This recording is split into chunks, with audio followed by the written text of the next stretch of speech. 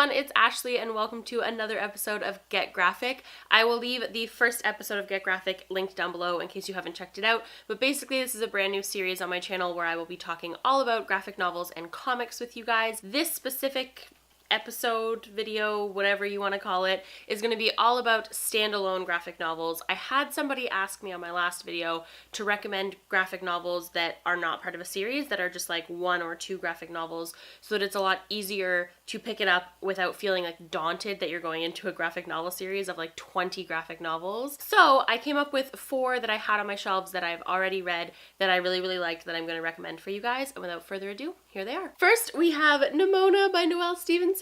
I love this graphic novel. It is so freaking cute. It follows a young girl who just wants to be a supervillain sidekick, and then a world where there is like a society that decides whether you are a superhero or a supervillain. And basically Nimona becomes the sidekick of this man who is claimed to be a supervillain.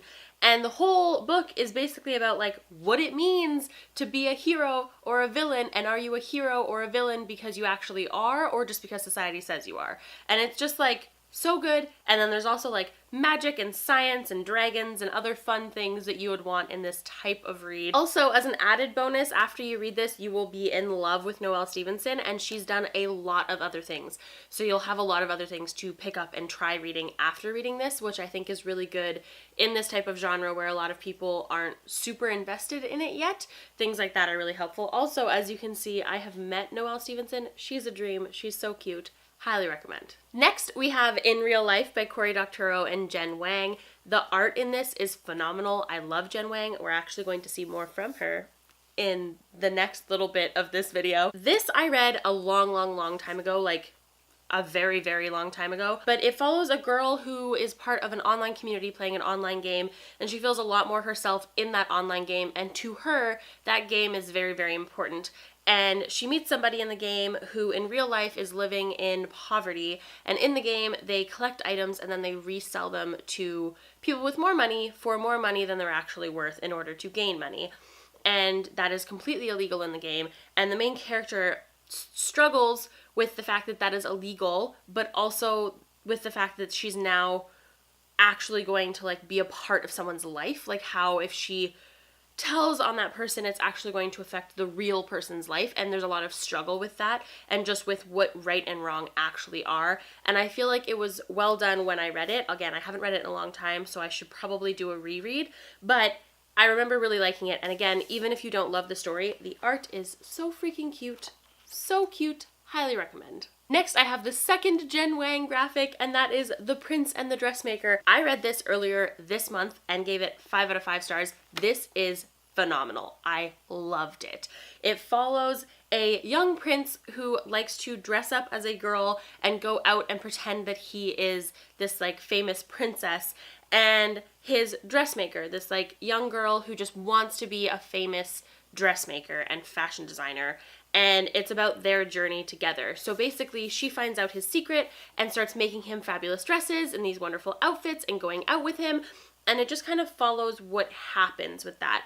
It's so well done, and again, the artwork is so freaking cute and so well done, and also like color coded, which I just love as a reader. Love. And last but not least, we have another graphic novel that I read a really long time ago, and that is Seconds by Brian Lee O'Malley. I really like Brian Lee O'Malley's writing style. He wrote Scott Pilgrim. I find that he has this way of making his characters relatable, yet so astronomically out of this world. This follows a young girl who is a chef, and her life seems to be perfect, and then all of a sudden everything starts falling apart. Like, everything starts falling apart.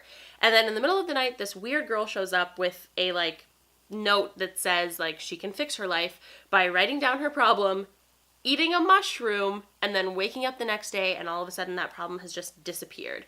However, as we all know with stories and movies, that is not as simple as it seems. There is always repercussions, and there's always things that happen with those types of actions. So yeah, that's where this story kind of stems off from. I don't want to tell you more than that, but like the concept of just like writing down your problem, eating a mushroom, and then going to bed and waking up and having that problem be gone is really cool to me, and I remember quite liking this.